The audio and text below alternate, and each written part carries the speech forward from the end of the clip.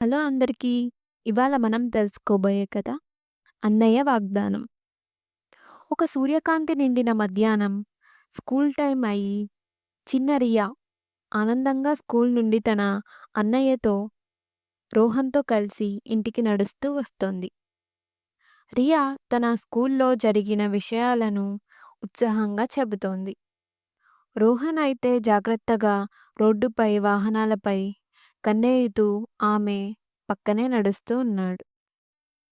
ఒక busy road కూడలికి రాగానే ఎవరో నిర్లక్ష్యంగా వేసిన అరటిపండు తొక్కపై రియా కాలు జారి పడబోయింది.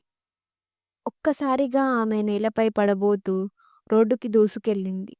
ఆ క్షణంలోనే రోహన్ తన చురుకైన ప్రతిస్పందనతో రియాను పక్కకు తోసి రక్షించాడు. రియా సురక్షితంగా ఫుట్‌పాత్ మీద పడింది. కానీ రోహన్ మాత్రం కింద పడిపోయాడు. అతని కాలుకి గాయమైంది. రియా భయంతో కన్నీళ్లు పెట్టుకుంది. అన్నయ్య బాగున్నావా? అని ఆందోళనగా అడిగింది. రోహన్ నొప్పి దాచుకుంటూ నేను బాగానే ఉన్నాను రియా. నీకు ఏమీ కాలేదుగా? అని అడిగాడు. రోహన్ తన నొప్పిని పక్కన పెట్టి రియాను ఇంటికి తీసుకెళ్ళాడు. ఇంటికి చేరుకున్నాక తల్లిదండ్రులు అతని గాయాన్ని చూసి షాకయ్యారు. వెంటనే హాస్పిటల్‌కు తీసుకెళ్ళి చికిత్స చేయించారు. హాస్పిటల్ బెడ్‌పై పడుకున్న రోహన్ పక్కన రియా కూర్చుని అతని చేతిని బిగిగా పట్టుకుంది. అన్నయ్య నీకు ఏమైనా అయితే అని ఆమె ఏడుస్తూ చెప్తుంది. రోహన్ స్వల్పంగా నవ్వి నువ్వు నా చెల్లెలు రియా. నిన్ను కాపాడటం నా బాధ్యత.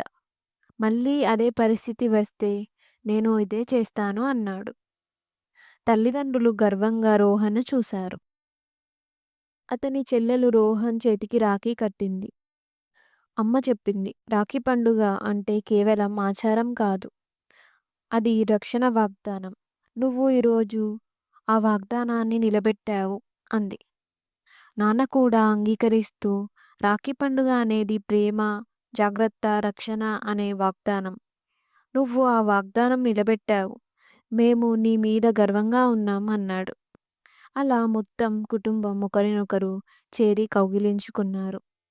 రోహన్ చేతిపై ఉన్న రాఖీ అతను తన చెల్లెలికి చేసిన రక్షణ వాగ్దానానికి గుర్తుగా నిలిచింది. ఈ కథలోని నీతి ఏంటంటే అన్నా చెల్లెలి అనుబంధం బాధ్యత. రోహన్ తన బాధ్యతను గౌరవంగా తీసుకొని తన చెల్లిని రక్షించాడు. అన్నయ్య ప్రేమతో తన ప్రాణానికి ముప్పు తెచ్చుకున్నాడు. రక్షణ, జాగ్రత్త, ప్రేమ అనే మాటకు గుర్తు ఏంటంటే రాఖీ పండుగ వాగ్దానం. కుటుంబ బంధం చెదరని బలం.